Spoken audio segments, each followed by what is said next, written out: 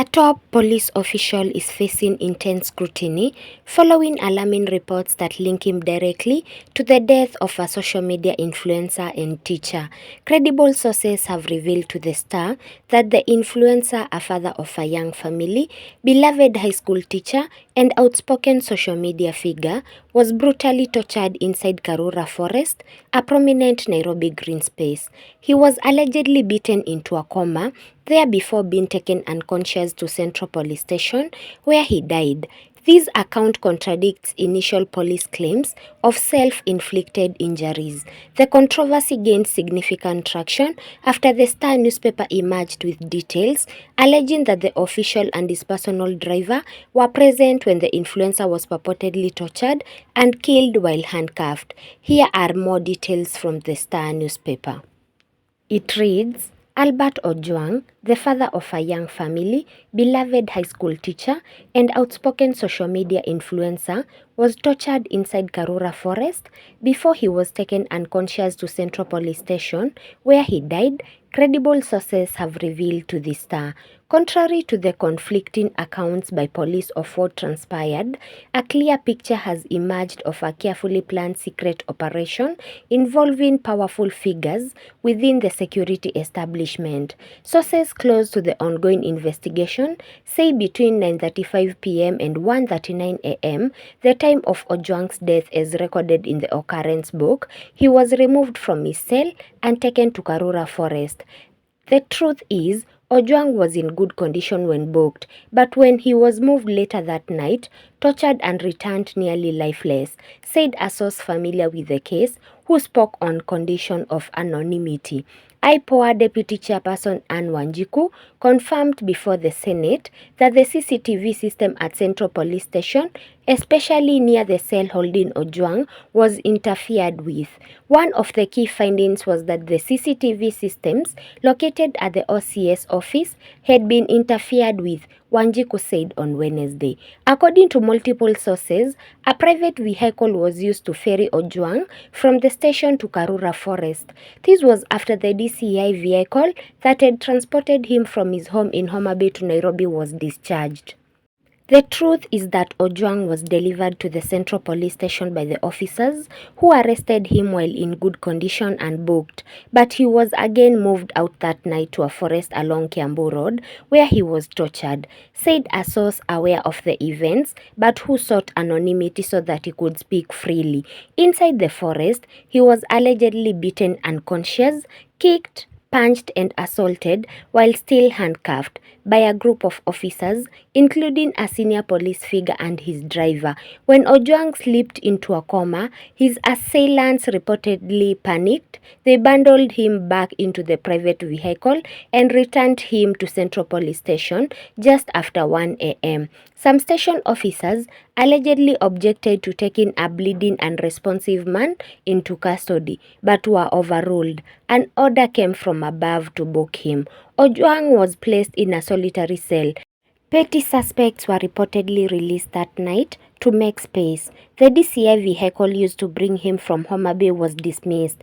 The mission, it seems, was done. At 1:39 a.m., Ojwang's death was officially recorded under OB number 90806-2025.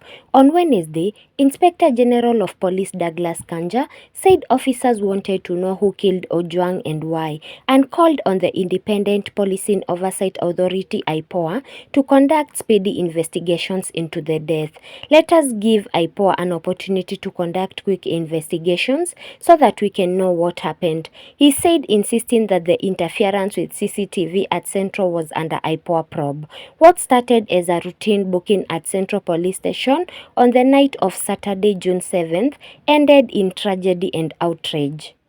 So guys, this controversy has gained significant traction after the Star newspaper emerged with these details, alleging that the official and his personal driver were present when the influencer was purportedly tortured and killed while handcuffed. According to the sources familiar with the case, the influencer was delivered to Central Police Station by officers while in good condition and booked. However, he was later moved at night to the forest along Kiambu Road, that is Karura, where he was allegedly beaten, kicked, punched and assaulted while still handcuffed, by a group of officers, including a senior police figure and his driver. When he slipped into a coma is when the assailants reportedly bundled him back into the private vehicle and returned him to Central Police Station just after 1 a.m. Reports indicate that some station officers allegedly objected to taking a bleeding and unresponsive man into custody, but were overruled by an order that came from above. The influencer was then placed in the solitary cell, and his death was officially recorded at 3:39 a.m.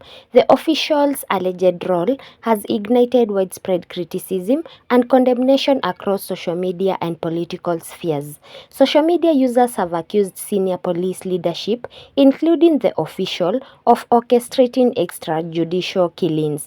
Meanwhile, a deputy chairperson from the Independent Policing Oversight Authority (IPOA) confirmed before the Senate that the CCTV system at Central Police Station, particularly the one near the cell holding the influencer, had been interfered with, a key finding in their probe. Just yesterday, the head of state, President William Ruto, called for a transparent investigation, though he cautiously cautioned against premature judgments. The memory of the 2024 protests over extrajudicial killings, which tragically left dozens dead, has resurfaced, with some commentators even predicting the current regime's potential collapse if the issue is not handled adequately.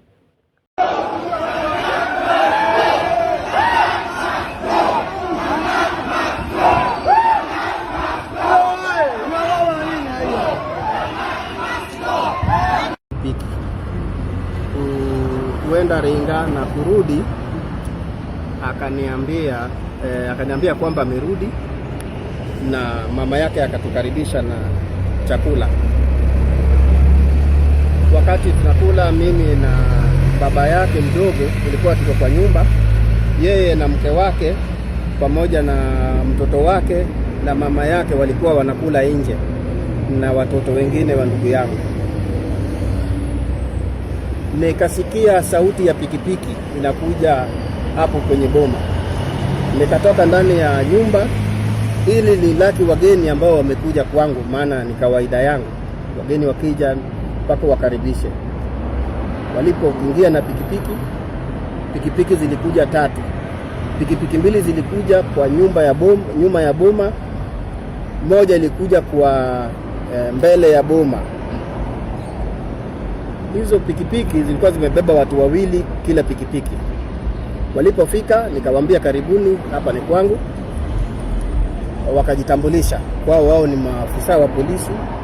Mmoja anaitwa Sigei, mwingine nimemsahau jina lake, ni mtu wa kutoka Ugenya na